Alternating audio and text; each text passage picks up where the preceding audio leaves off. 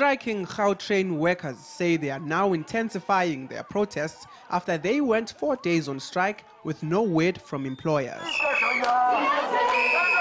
They say they will now move their protests from Gautrain's depot to stations to ensure services are halted.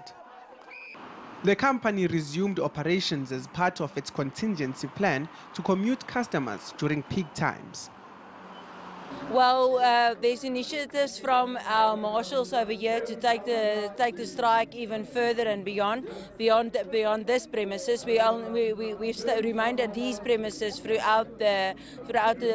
Monday up to now. So we'll extend it to the stations from here onwards.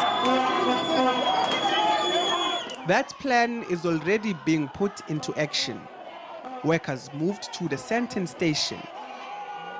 But commuters say the strike is affecting them as well. Gautrain, it's an alternative for some of us. You just park your car, and then it takes you 5 minutes to get to town, and then I take a shuttle to the office, which literally takes about 10 minutes for me to get to work. But if I'm going to drive, I think it takes me close to 45 minutes. Actually, I took almost 3 hours to arrive here.